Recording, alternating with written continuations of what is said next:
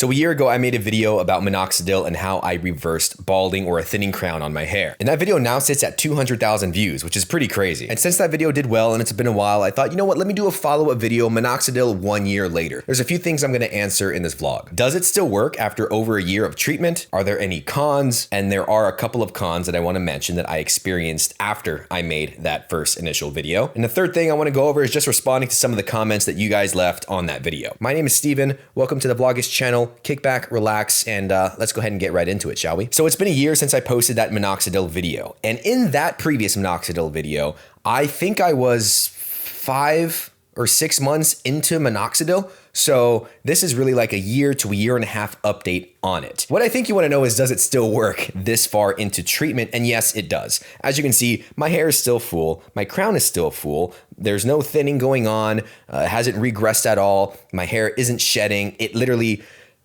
regrew all my hair in the back and then it stayed there. It did not go away, even though I didn't use it all the time, which is interesting. So with minoxidil, you have to apply it, if you don't already know, twice a day on your crown or wherever you're using it, every day, forever. So if you stop using minoxidil, your hair growth regresses. It goes away to the state that it was at before you started. Your new hair stops growing over time, right? You know, after a few months, it'll fall out and your hair will go back to normal or how it previously was. Now, I didn't stop for long periods of time. I started applying it only once a day. After a certain point, sometimes if I remember or if I feel like it, I will still do twice a day. But for the most part, I just apply minoxidil once a day nowadays. For example, if I get home from work late and I know I'm gonna go straight into bed, I won't put minoxidil in my hair because I don't want the oil to get on my bed sheets or just rub off and, you know, I'm wasting product. There's also a couple comments I got in the last video saying that minoxidil only needs to be applied once a day. It's just the companies tell you to apply it twice a day, and that's just the general rule because they want to sell you more product. So imagine if you buy 3 months worth, you apply it twice a day every single day, and you only start applying it once a day. Now you have 60 days worth. You're saving money and a lot of product. So I think that is true after you've gotten your hair growth back to a certain point. So in my case, I applied it twice a day every day for the first maybe 9 or 10 months or so. To be honest, I stuck with it pretty well, missed a few days here and there. And then after about 9 months or so, I started just doing it once a day. So my suggestion now in hindsight, if you're gonna start minoxidil, or if I was starting all over again, I would do it twice a day for at least the 3 months, because you don't see results with minoxidil until after 3 months. That's what everyone says, that's what the product says, that's what the packaging says, and that's when I noticed my hair growing back was after the 3-month mark. After about 3 or 4 months of twice a day usage, I would have just started doing once a day from then on forward. Now, the reason I started doing it once a day was because there were some cons I noticed with minoxidil. One specific con is that after about a year of use, maybe a little less than a year, like I said, maybe around 9-10 months, my scalp got really fucking itchy. Like right where I was applying minoxidil, just I wanted to dig into my scalp. Oh, I was using a comb and brushes to scratch my hair. I was just digging my nails, getting my girlfriend's nails and having her just fucking scratch the living crap out of my head because it was so itchy. And that led to my scalp being kind of flaky and like having dandruff. Like there was a couple moments where because I always wear black shirts, I'd look back or my friends would tell me like, yo, like you got some dandruff going on. I'm like, fuck, that's so like embarrassing. You know what I mean? So I looked it up and that happens to some people. It did not happen to me in the beginning. It only happened after months and months of usage. Some people say that happens because of the alcohol in minoxidil, the ethanol or glycol or whatever it's called, some form of alcohol, which makes sense. You put it on the scalp twice a day. Over time, you'll probably get like an itchy or kind of a sensitive scalp. So I Googled to see if there were alcohol-free versions of minoxidil, and there are from a few companies, but they're generally more expensive and like a weird gel form that just doesn't, dissipate in your hair quickly. Like it's kind of jelly and like kind of funky back there. And I don't really like that. Minoxidil, the regular form that has alcohol in it that you find in most stores and on most websites, it goes into your scalp, you let it sit for a bit, and after 15-20 minutes, it's like pretty much gone. It like dissolved, it went, it fucking absorbed into the skin, into the pores and shit. So I didn't want to put some weird kind of like gel thing in my hair. So I didn't want to do that, and it was more expensive. But there are alcohol-free versions if you have a very sensitive scalp or very sensitive skin. So when I noticed that, I stopped using it for, I would say maybe 7 days. I went 7 days without minoxidil and I was like, holy shit, I hope I hope after this week my hair isn't a bald thinning crown again. And it wasn't. Obviously, the effects, the positive effects, the regrowth of minoxidil do not fall off that fast. But it did stop until my scalp felt normal. I started using that dandruff shampoo, what's it called? Head and Shoulders. I used that for a bit. And then after about 7 to 10 days, I started using minoxidil again. And now, from time to time, I will still get an itch in my scalp. I find that varies depending on my shower schedule, when I'm applying minoxidil, how often I'm applying it. I can't really find the defining factor. There's probably a lot of variables to it. If I used hair product or not, I don't know.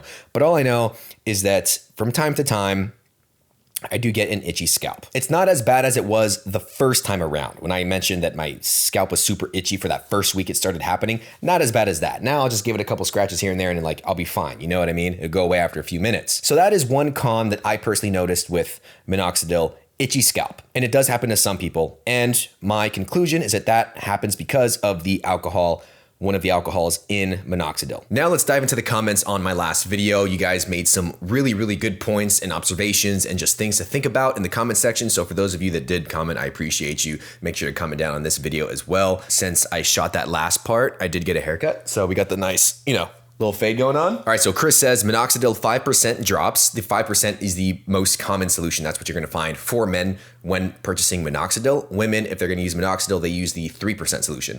Minoxidil, derma rolling 1.5 millimeter once a week, taking vitamins like biotin, saw palmetto once a day, the shampoo and conditioner that I mentioned in my last video, and the shower filter helped him with reversing hair loss and just maintaining a good head of hair. I wanted to bring that comment up because he just simply followed a similar routine that I did and saw a good experience. So just to add more credibility to what I was sharing, but also he brought up derma rolling with 1.5 millimeters. I saw a few comments mentioning derma rolling. Derma rolling is essentially this little roller with a bunch of little needles on it, and the 1.5 millimeter or the 0.5 millimeter is in reference to the size of the point of the needle at the end. And essentially what you do is you just kind of roll it along your scalp or different areas. A lot of people use it for different things.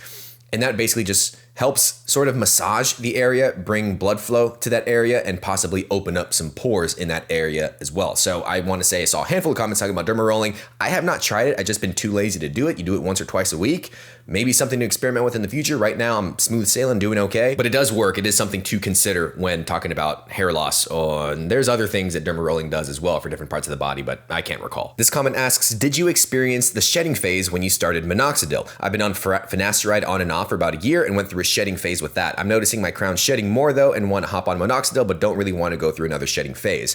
I don't know if my hair shed more before the benefits of minoxidil kicked in, because my hair was shedding a lot prior to that. But he's saying he was taking finasteride on and off for a year. If you're taking something that you need to take consistently and you're taking it on and off, that's not going to do you any good. If you start minoxidil, you stop for a month, do it back on another month, and you just kind of flip-flop, you're not going to see any progress whatsoever. You need to stick to something, keep it in your routine, and stay consistent with it. That's how we're going to get results with most things in life. But to answer his initial question, yeah, I don't know if my hair was shedding more or less when I started minoxidil. All I know is that it eventually stopped. So even if it does go through shedding phase, may or may not happen, I don't know, it's going to stop eventually for most people. One comment said, don't give such unsolicited advice. People might think it's okay to use minoxidil. The hair growth was actually noticed as a side effect of minoxidil, which was used for bipolar disorder, I think he's saying, BP, and other heart problems in the first place. Everything comes with a price. There are long-term side effects of minoxidil too. Now here's the thing. I looked into this a little bit. When minoxidil was first being used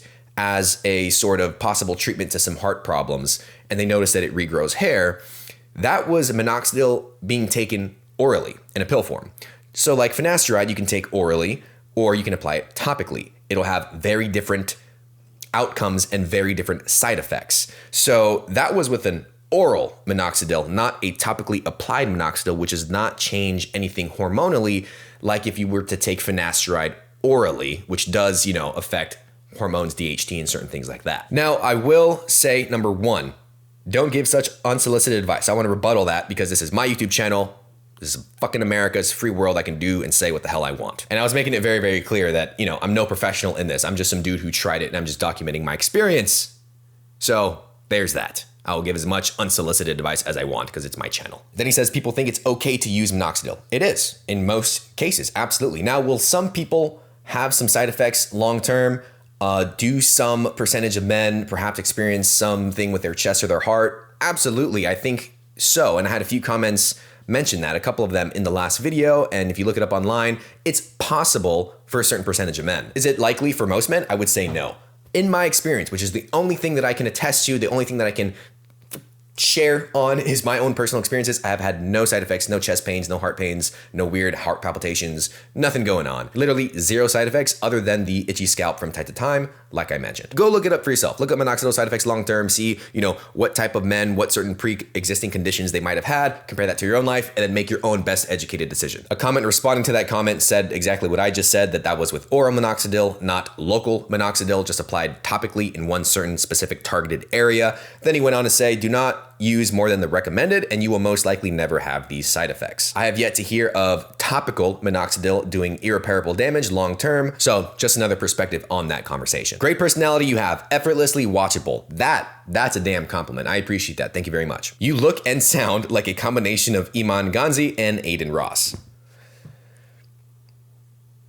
Yeah, I don't have any response to that. I would suggest, if you're still curious about minoxidil, go into my previous video. There are hundreds of comments, and not just comments, but conversations happening on that video about what has worked for people, what hasn't worked for people, what other people have experienced with hair loss, minoxidil, finasteride, and just, those topics of conversations. So definitely go there. I love when I can post a video and it's not just a one-way conversation, but you can post in the comments, you can have conversations with other people in the comments. So please go there, interact, read, get your knowledge up, leave a comment down below. Thank you for watching. Feels really damn good to be back. I'm excited to make more videos throughout 2024. I hope you had a happy new year. I will see you in my next video.